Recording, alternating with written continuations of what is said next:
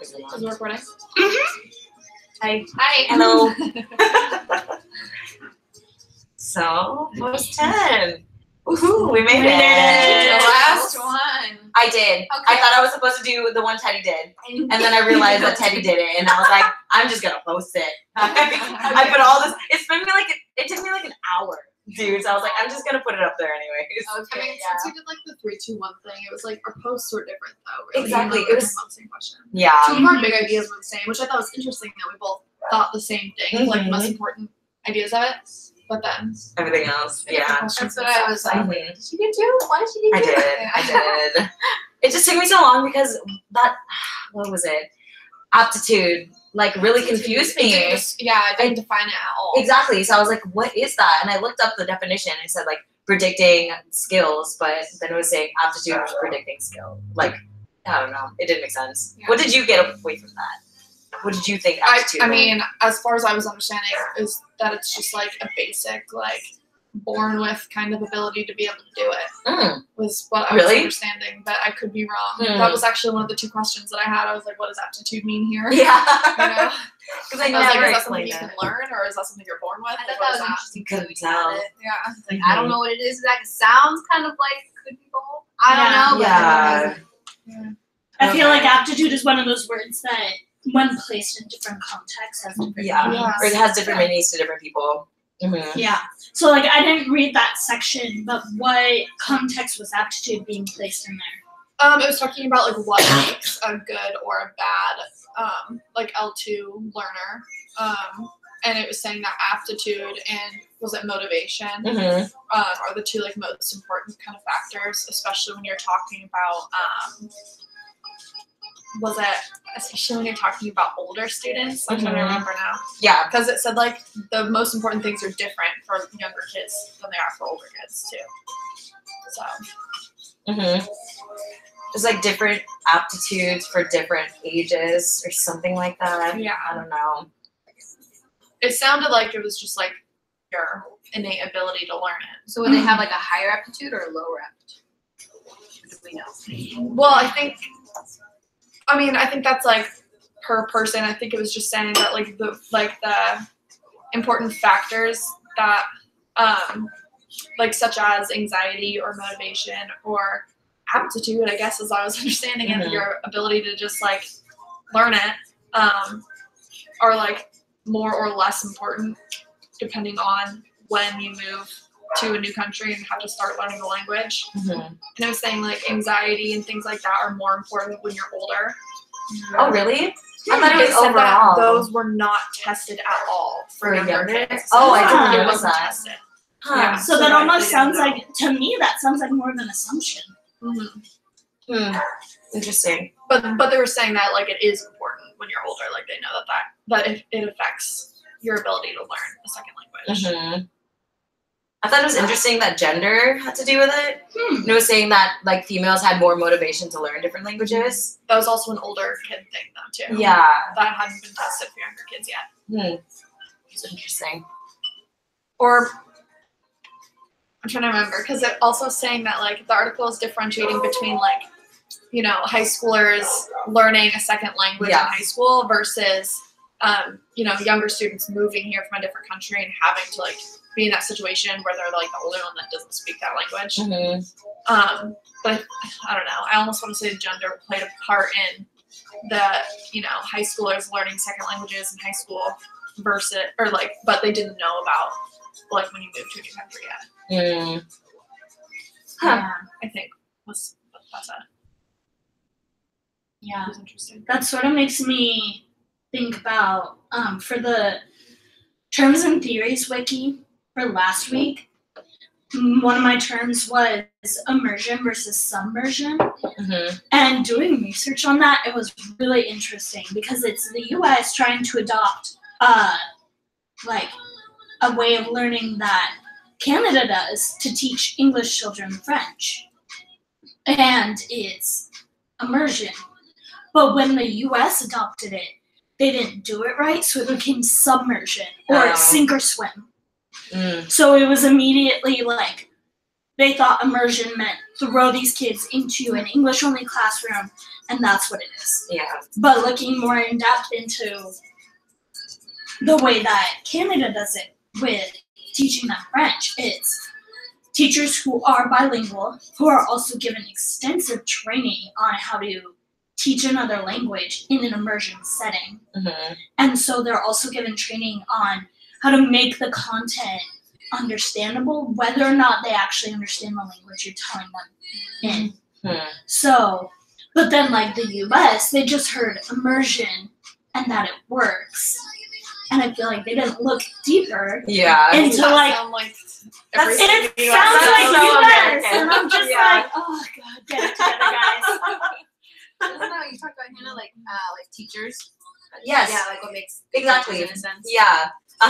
Like the fact that teachers have to be sufficient or like proficient in that second language to be able to teach it. Because how are the kids are supposed to like learn about that? You know. That makes sense. Mhm. I also had a question about yours. You talked about metalinguistic knowledge. So like, what is it? You know what? Honestly, like I'm gonna tell you, I don't know. I think it's just having a deeper understanding of the language. Like, yeah, that's Okay. honestly what I assumed it meant when the article said that. Unless, I think it's like what kind do of. you guys think? I think it's that is it. I think it's like not specific to a certain language. I think it's like more like knowledge of how languages work in general and like the different components of languages that we all have. Yeah, Okay. I think. totally. Is that I feel a like it could be question? both. What? What is kind of metalinguistics? Or like you were saying, I think like it sounded like you weren't quite sure. So We can mark it and see if we have anything else. Yeah. for the last post, I finally pulled up a stopwatch. 55. Oh wait, no, let's go 550 Okay. for the final post. Nice. 10 posts later, we figured it Yeah. out. I'm sorry, Joy.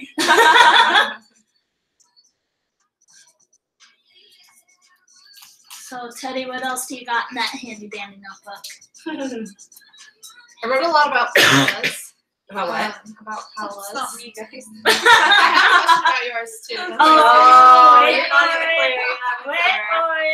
Yeah, so you were talking your Polly's your question that you asked. You're talking about quality or like if your parents don't speak the like L2 very well, that it's like better for them to just speak the like their like native language at home and then like let the student learn the second language at school or with their friends or whatever. Yeah. I guess first of all, you were writing about like your experience with that and how your parents didn't do that. I was just hoping you could talk a little bit more about that. Okay. Yeah, like when I read it in the article, I was really surprised. So it's where like kind of made like, so if your parents can't speak, they can speak, but they can't speak that well. Yeah. Don't even try. That's what it was like. If they can't speak English at home very well, it just messes up the child's like Yeah, it makes them capability. learn something It different. confuses them, so it's like don't even try at home. Just let them learn at school. Mm. So that's where I was like, I don't know. What if they can speak a little bit of English at home? That would Yeah. help. I mean, I don't know. That was one of my questions. That's why. Yeah. And, but like growing up too, like my parents always wanted me to speak Spanish, but like now I regret it as I am older. Like, yeah, I should have done that. But my mom especially, because she took like English classes when she first came to the country, and so she learned English and she spoke more and more at home. To where it's like I would get English at school and then I would get English at home. And while it was fine, that didn't really help me with like my second language. I could speak it, but writing and reading it is where it's like I need to work on it. So I feel like it helped. Not like I had a problem because English was my first language. Not like I needed help with it, but because they started speaking more English at home. It did help build my second language. Yeah. So, Yeah.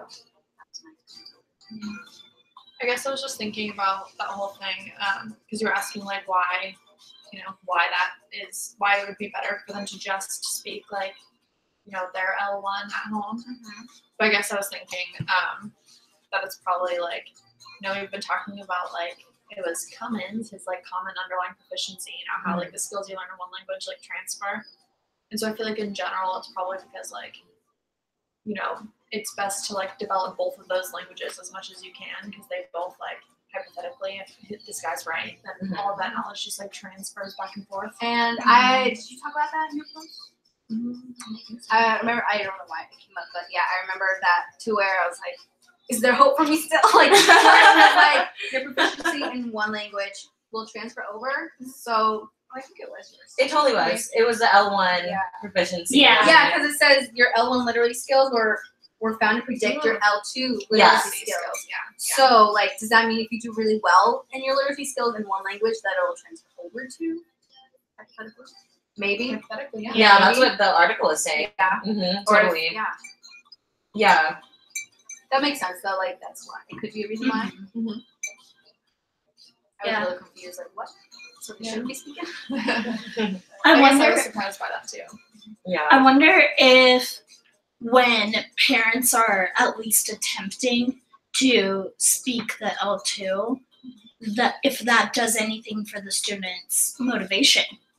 Because if they're only speaking the L1, it could give the impression to the kids that, oh, well, like, my parents don't care about the L1, like, I can be a member, or the L2, like, I can be a member of my family, like, more connected to my family if I hold on to my L1. Yeah. So why should I focus on the L2? Yeah, like, if it doesn't matter to them, why does it matter? Yeah, and especially if they've recently immigrated, like, their family is what they're going to hold closely a lot of the time. So it's like, I wonder if sort of like playing devil's advocate to that idea that parents shouldn't even try. It's like, but what does that do to the motivation of the kid? Totally. And then the kids should be able to practice that at home, I think, right? Yeah. Like, I thought we read it earlier to where they should practice it at home. Exactly. Yeah. So that's kind of just contradictory. That's I wonder maybe if they mean like in certain contexts, like maybe for certain things, part of the day you could talk about this.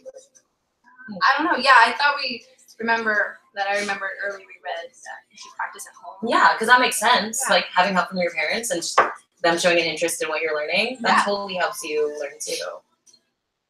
I think that's like not that this is related to learning languages at all, but I think I've also heard though, I think specifically in math about like our professors saying that like they, would get frustrated because, the way they teach math is a lot different than the way we learned it or the way our parents learned it. And so now like they're trying to teach math concepts in a way that like the kids don't just like know what to do, but they know why they're doing it. Yeah. And so they try to do this, but then parents like just try to teach them at home like the way they learned. Yeah, and, like easy way. And like, and the teacher's like, that's completely defeating the purpose of what I'm doing right now. And like, just get off. Yeah. That's I think where I've heard that specifically, but I wonder if it's kind of like the same thing. Yeah, I totally see that. Like, what if they're just missing them out? Yeah. So for my family friends, the daughter speaks 3 different languages. Mom is English, dad is Arabic, home is like schooling and everything is German. So there's been a lot of research that they have read and that we have kind of talked about as family friends that the mom speaks in English, the dad speaks in Arabic, and she gives German in the city. And they wanted to stick to that strict schedule because not wanting to confuse her, to be able to differentiate between the 3 languages instead of creating her own sentence of 3 different languages. Yeah. So I can see where like that would make sense in the little stages of little kids. But How old is she? Well now she's, oh my gosh, 8, 9? But at the time she was 5. So, like not even barely in kindergarten. Yeah. And so at that time, like developmentally, I can see why they would only want to have specific people talking about specific languages or talking in specific languages. You don't want to mix her up. Right. But I feel like, we're not talking about early childhood education. We're talking about like older students and older people. Yeah. So that's why I'm a little confused as to what you guys have been saying about why does it matter, like if they're trying to help or that kind of thing. Well, I think it was saying also like it made a distinction between like if your parents can like say it's a kid who moves here from a different country, like the parents can speak English really well, then that's fine and dandy. You can speak English at home. But there's like if the parents don't speak it that well, then don't even bother. It's better just to speak. That's like the mom trying to speak Arabic. And it's like Yeah. Yeah, it's teaching them improper grammar in that language. Yeah. And so it just, I mean, yeah, like you guys are saying, when it gets to the older ages, you're kind of like, well, he's trying. Like effort at least. Well, I also feel like too, if you're moving here, like if your whole family immigrates here, then you know, like what's best for the kid is obviously the most important, but also like it's not just the kid trying to learn English. You know? It is the whole family at that point. I feel like it probably is too with like, you know, if a kid, I feel like school is a really easy place for a kid to be immersed in a situation where they are constantly talking and listening and absorbing all these words. I feel like they're going to learn it no matter what, even regardless of the fact that kids learn languages easier than adults do, way faster. And so I feel like it's probably a pretty common thing of kids trying to like help their parents learn at that point too, you know? Maybe like the kids even teaching the parents and the family. Oh, totally, because they're getting more like proper instruction on it. So I don't see how that's a bad thing, like doing that. And it's free education. Yeah. As opposed to going to classes at walk. Yeah, and that might be, I don't know why I keep coming back to the idea of motivation, but like that might be a way to not have the student be confused by what their parents are trying to say, while also encouraging them to be motivated to learn. So it's like, you can go home and like share what you learned with your parents and like help teach them. And like seeing, even like we talk about all the time in our classes, like have the kids teach each other and like that sort of structure. And I've seen it and they love it. And so it's like adapting that to language. It's like, go home and teach this to your parents, like your family, your little sister or something. I always do that for tutoring.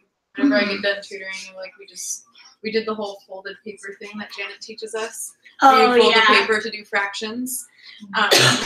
We did that, and she was like loved it. And she was so excited about it. I was like, well, teach it to your parents so they can do it with you. And she's like, okay.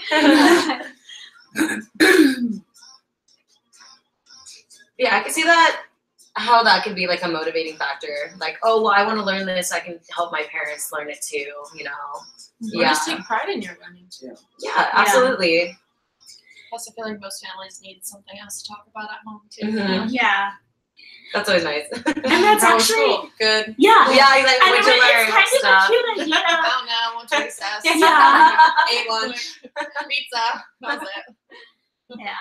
And it's kind of a cute idea, like not even just for language learners or like learning English, just like the idea of like before you send your kids home at the end of the day, be like, all right, here's the like what's one thing that you want to share with your family or like teach your family about that we learned today. And sort of like that gets rid of the like, how was school? Good. And because like there were so many times I asked kids, I was like, what did you learn in school today? And they're like, I don't know. Nothing. The kids on me is all about that. Or half the time, once I pick them up, how's school? Silent. Doesn't even acknowledge that I spoke. If I like ask him something else not related at all to school, then he'll respond. But if I'm like, how's school? Just like shuts down, just immediately like stops talking to me. I've gotten a lot of borings, awful, annoying. No, I know my kids don't come home like that. That's why I want to be a teacher. Exactly. I feel like I've met some like great teachers though, whose kids like, you know, like the kids that I was nannying, their teacher, like I met her, I was in their classroom. Like, oh, really? She's not a boring teacher. Like their class seemed fun, and he seemed like he was having fun. But then he gets home, he's like, I hate school. Oh God. Sad. I think that's kind of part of being a kid. Exactly, because I remember doing that sometimes. You're trapped in a building for 7 hours. You just want to be home. You don't want to talk about it. You've been there for how long? Yeah, and it's like my mom made me go to YMCA before school care, and I absolutely got so mad at her for it. And like she would make me do like summer camps too. And it'd be like, I don't want to do summer camps. So like, I don't want to do this. But we would go and I'd like have distinct memories from it and like having fun. Like I remember killing it at the YMCA talent show. We won doing a choreographed dance to Nobody's Perfect by Hannah Montana. It was fantastic. But it's like kids go to school and they have a great time. But Even Like- if they act like they're too cool for school. Yeah. Yeah. They still love it. Yeah. I guess that's inevitable, right? Oh, and Nicole, like since we're talking about motivation, you talked about how in your experience with that fourth grade teacher in your practicum, Oh how yeah. he said like ELLs don't need that much motivation versus like everybody else in the class. And that was something, that's why that stood out to me, because we were teaching math and there were ELLs in that class and they didn't have, like, they weren't the ones that we were trying to motivate. And it was like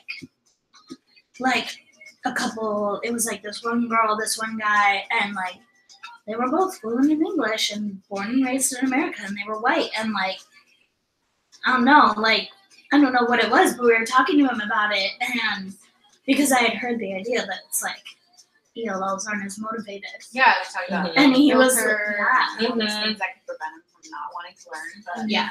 I think it also depends on the individual, though. Totally. yes, it Totally. goes different ways. How much Like, I they feel value like their we're education. overgeneralizing a lot. And I'm saying Yeah. that the article is, too. I'm not saying Oh, it's yeah. just us. And finally, are we allowed to be like, call them straight up ELLs? Is that? I don't think that's PC. I think they're Okay. ELL students. I don't think they Okay. can be ELLs. English language learners. Is that I don't okay? know. Because I've heard that it's not good to call them ELLs. Well, like, I don't know. It's straight like, up. all of a Yeah, I sudden, don't like, know either. you never know. We're taking Like, these I keep classes, we're just like, shifting oh, back those and forth. ELLs. So we're just like, Yeah. is that like being stereotypical? Yeah. Like, are we allowed? Like, if we go, you're an ELL, are they gonna be like, cool? Or are they gonna be like, fuck you? Yeah. I've heard that it's not PC to call them that. That's why I say ELL students, just to make it Yeah. like, yeah. PC is like politically correct. Yeah. Yes. Is There this you somebody go. question? Huh? Is this somebody question? Would it be? I don't know. It can be. Is it politically correct to call Refer students to. ELLs? Yeah. 20 minutes. I don't know. I feel like we've done all this research, we've got all these articles, yeah. and yet I still don't know what to call them. It's because like different articles call them different things. Yeah. There's, like, Yeah. yeah. Like L2 learners, ELLs, Yeah. like I feel what like is it? ELL What is it? student. Yeah. Basics. Also like ELL, but then there's like ESL. And, Yes. You know? Yeah. There's so many different things. I don't know anymore. Yeah. I think kind of like about that motivation thing too. Because remember, like earlier in the quarter, we were learning about how, like children who come here as immigrants generally do way better in school and just like succeed more in life generally than like second generation and third generation students do. Mm-hmm. So I wonder if that's like, you know, we're saying, even though we're overgeneralizing at that point, but like, you know, if they do have more motivation, if that's true, then I wonder if that is related to the fact that they're generally more Yeah. successful than like second generation students. I totally see it. Like, yeah, I mean, I am a first generation student, and like, I have friends who are first generation, and like, I can definitely see like the drive because like my parents worked super hard to like get here, and so like we really worked hard to like just Yeah. succeed in school, and there's just like a different value to that. So I can totally see the motivation factor in that. And I also wonder if where you emigrated from has anything to do with your motivation. Mm-hmm. So, like, Paul and I just got done with our Asian American experience class, and they talked a lot about the model minority myth, that Asians are placed in this idea of being the model minority. Like, Asians are successful because they're doctors and engineers and scientists and mathematicians. Like, they're put into a stereotype, and they're forced to be successful to be accepted in society. And so I wonder if that has anything to do with it, like how you were saying, overgeneralizing. Like, I wonder if going deeper into that statistic and like seeing sort of like a ethnic breakdown of like where they came from, if that gives any more information. So you go. You were talking about how you feel like you want to represent the hard way your parents came over as a first generation. Why do you think a lack of motivation occurs in second and third generation? I don't know. I feel like they, like, if their parents are born here and like they've just been raised here, they're like more like comfortable with the idea that they like are from this country and this is just like where they belong. Where as like as a first generation, my parents worked hard to get here.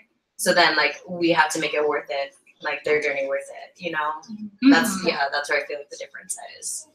I think also if you're a second generation student or like even third generation, like I mean you are facing all of that like institutional racism that like generally makes you, you know, or makes statistically like makes you less successful, and I feel like Makes you a statistic. it's well I can also feel like that, you know, the like racism you face in general is a problem, but also the fact that like you're like you're feeling all of those like societal like pressures, and I feel like as someone that's born here and is still dealing with that, I can see how that would be just like really, you know, would make you not want to try if you feel like you're already doomed, you know? Yeah. And you don't then have that like influence from your parents about like how hard they had to work to get here and all that stuff. Not that like the parents aren't working hard, because obviously they are, but like, you know, they're like, I was born here, but still I'm dealing with all this crap that like I shouldn't be, and it's not fair. Yeah. I get that. But I mean, even first generation students are dealing with that and they're aware of that. So I don't know. It's a weird, it's a hard Are you dynamic. saying like what was me? It's not fair, or are you saying like it? Like, does that that affect really their did- motivation? Like I guess I'm thinking like I can see how it might affect my motivation if I was in that position where I was dealing with all of that, like, Like, you know, I'm the a citizen. problems. I'm a but- citizen. I was born here. Yeah, I'm dealing with all this like racism and things like that. I can see how that would affect my motivation. Yeah. Oh yeah. If like the system and everything is telling you that you're not successful, like, and you don't really have anything higher level that's telling you that you can be, it's like, why would you want to even try? Every time I left the house, my parents told me, "Don't be a statistic." Oh wow.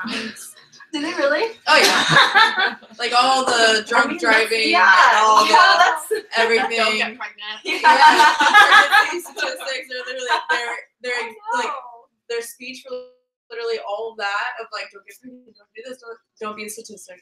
That's it. I mean, that's fair. That's fair. I mean, yeah, it's kind of just gets everything in there. That's interesting. Yeah, I haven't thought about that either. Thanks, Teddy. Yeah.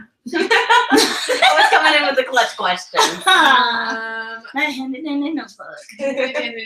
Alex, you said how, or you're talking about how, I think you mentioned a certain law, but you're talking about laws and acts kind of like creating more problems like in the whole system. I was hoping you could elaborate on that a little more. You always have a We gotta come Okay, for Alex too. one last time. Yeah. You cited a specific one. Was that one cited in the article? Is that why you Yes. mentioned that one? Okay. Yes. It's from the article. Don't hate me. No. So it was the one I was reading. Oh my gosh, I did this thing so long ago. The one I was reading was the No Child Left Behind, and the fact that it has created more testing and the wrong type of testing for students, for ELL students throughout their career, their education career. And so that's creating more issues because of testing in English, like all the things we've been talking about literally all quarter is what this act, I don't know if it's a law or act, whatever it is. I think it's an act. Okay, act. Yeah. It's okay, as we just did our like terms and everything, but that's cool.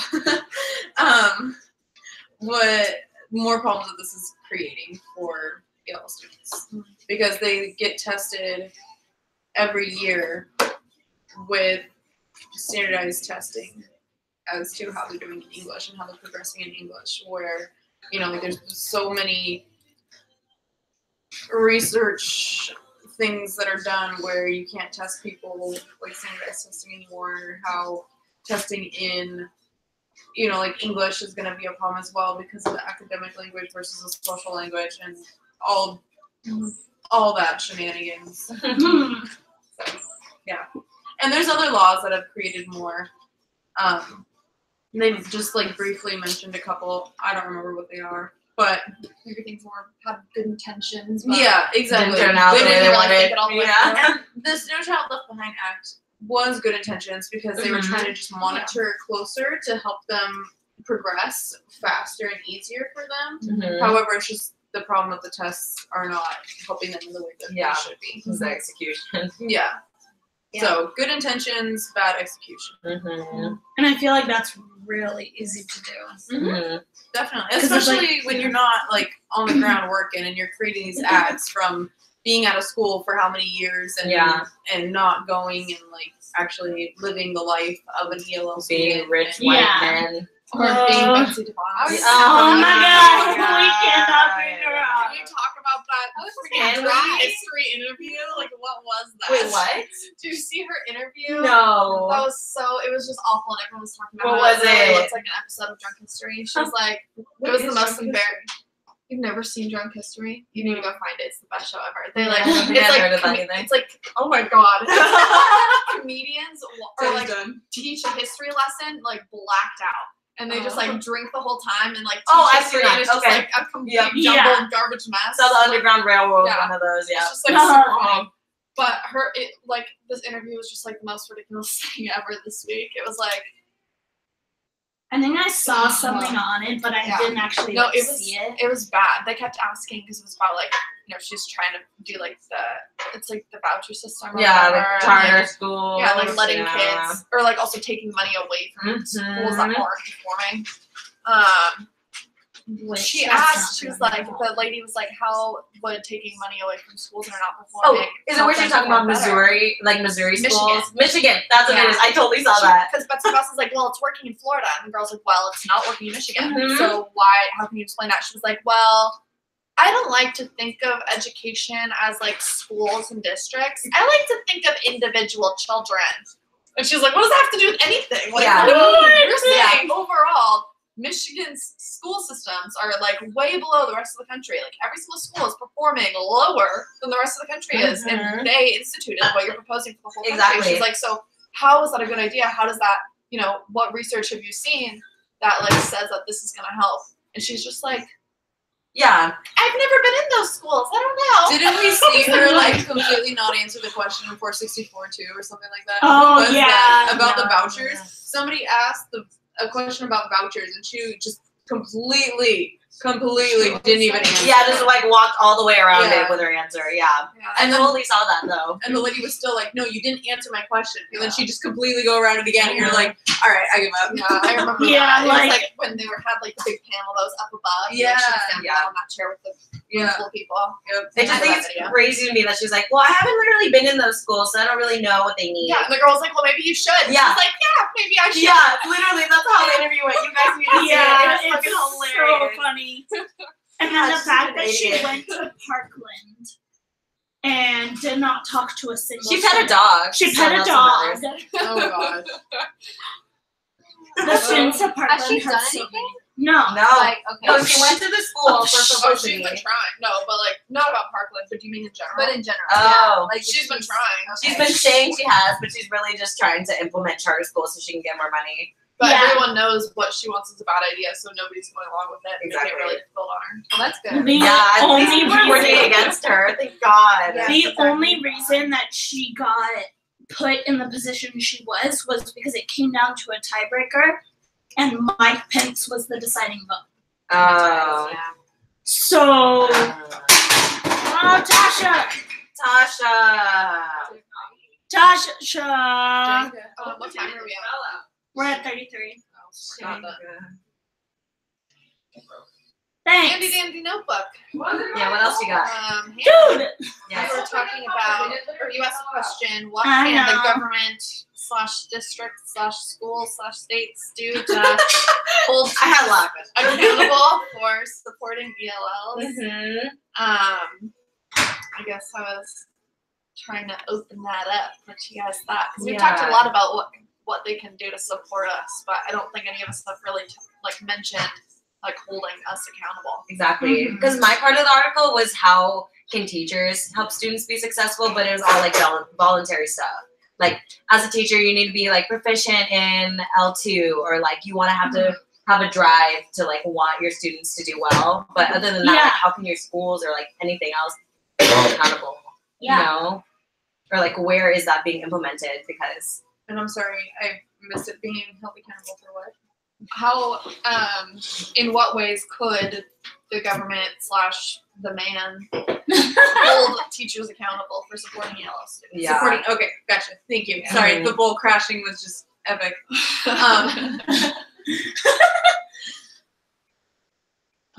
Anybody? Bueller? Well, I do like the idea of the No Child Left Behind, of just the constant check-ins, Yeah. of making sure that they're staying on track. And so I do like the constant check-ins, just not the test. Yeah. So I guess we would have to figure out a different way to do it. And that would be basically, what is your end goal? And I think that would differ between each student. Is your end goal to, because they're starting out here, so is this your end goal, or are they starting out here, so this is your end goal? Does that make sense? No. What do you mean? Because every ELL student is going to come in at a different level. Yeah. And sorry, I just got a text from my vet. They're going to come in with different levels of English known, different levels of understanding English, and then also different levels of pronunciation. I don't want to say problems, but differences. And so there's just, I feel like it's so complex just for one person that it's going to have to be like case specific. So like what's your end goal for them in your classroom? Is that what you're saying? Yeah. Yeah. Okay.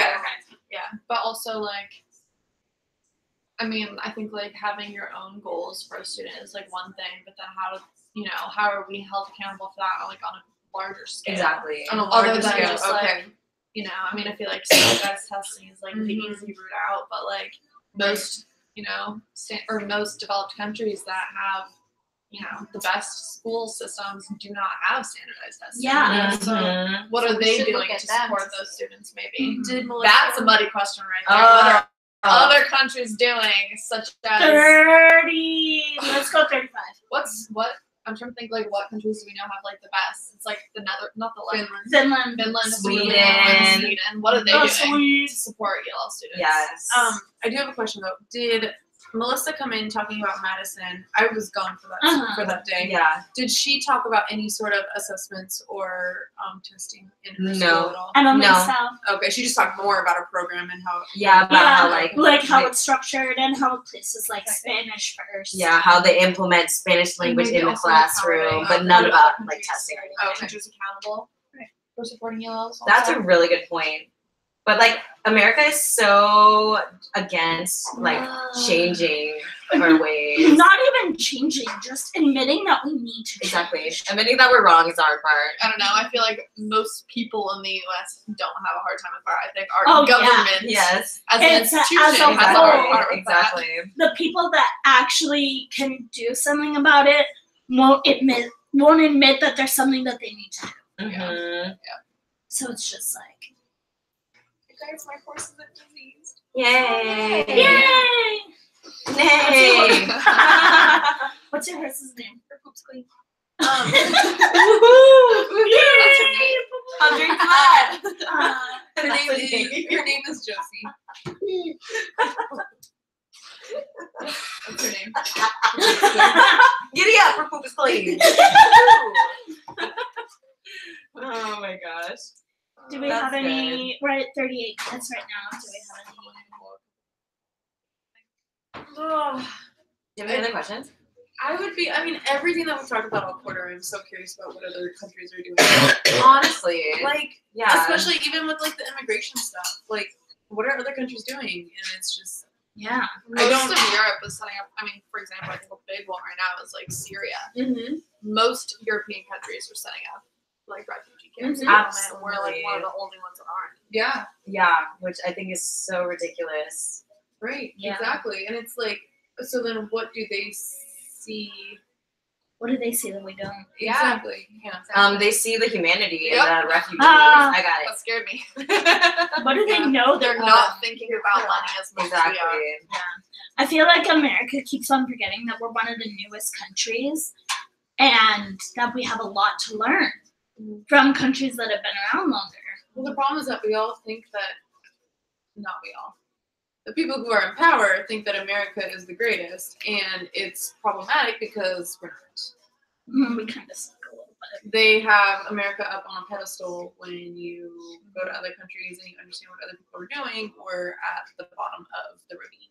We Mhm. had Drowning. the best economy 50 years ago. We did. Now Yeah. we're no sinking longer have lower that, and and we lower. also were never.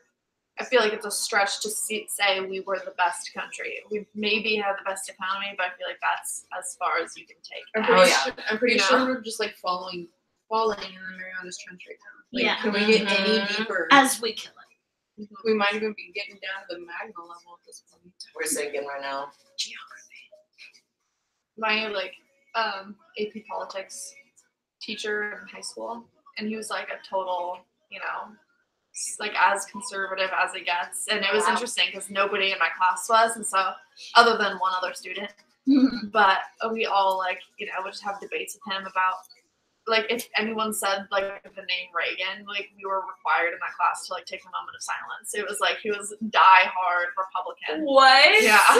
And but I respected it though because he was also one of the smartest people ever, and he was really respectful about the way. That's you know, good. Because Yeah. a lot of Yeah. the time it's Yeah. not that. It wasn't rubbing it in your Yeah. face. He very much showed both sides of everything. That's It's it. not my Like- idea is right and yours is wrong. Yeah, no, he very much showed Very both views refreshing. and why both have good and bad and all of that. So, Mhm. but it was good. But he was under the, he still is of the opinion that the U.S. is gonna stay shitty until all of a sudden we he was under the impression that our government just needs to collapse and start over. That's that bad. Everything about it is. Is this the so collapse then? Because I'm problematic. hoping for the aftermath.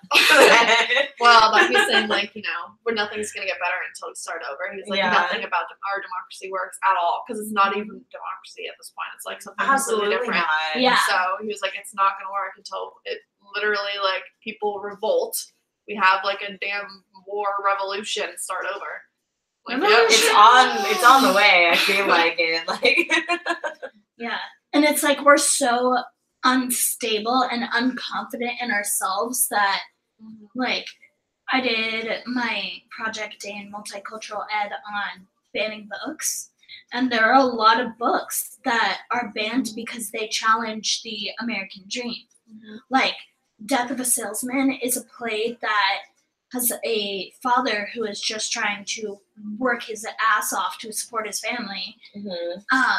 And it doesn't work. He's not successful. He can't support his family. He can't feed them. It's just he's trying to do everything that he can, and it's not working. And so it basically calls out the American dream as bullshit. And it's it's not the just if you work hard you'll succeed. Yeah. There's a lot more to it. But it's we're so unstable in our own government system that if anyone tries to challenge it, we're shh. Yeah. It's fun being in the U.S. Yay! Ooh. Hey, we're an hour and a half from Canada. Not even. We could get to the border in half an hour. It's just no big cities. 12 an hour and a half. Yeah. I keep on going Vancouver is an hour and a half, but we could get to yeah. the border in half an hour. Yeah. Less than even. Yeah, Nice. totally. It's right there. Bellingham is basically Canada. I'm gonna go so I can go see Beyonce. Yeah. Yeah. To go to Vancouver. It's for $1,000 though. 180. Really? Tickets are 180. Someone told me they were 1,000. My ticket's gonna be 180. I mean, if you sit in the nosebleeds, Yeah. I would love to I pay. I would rather sit in the nosebleeds for 180 Yeah. than pay $1,000. Exactly. I just want to breathe her air. Ridiculous. Yeah. I paid $1,000 to breathe her air, but that is not the case here. Decent, get some good seats. Yeah. For Yeah. 180. You get So, to see her. nice. Yeah. Yes. You get to be in the same room. Exactly. I In the saw this same- video the other day. This is completely actually unrelated. I can wait till we stop the video. Do Are we we done? No, it's stop it? fine. Are we She done? probably doesn't watch most of it I think anyways. we're done. All right. We're at 45. Bye.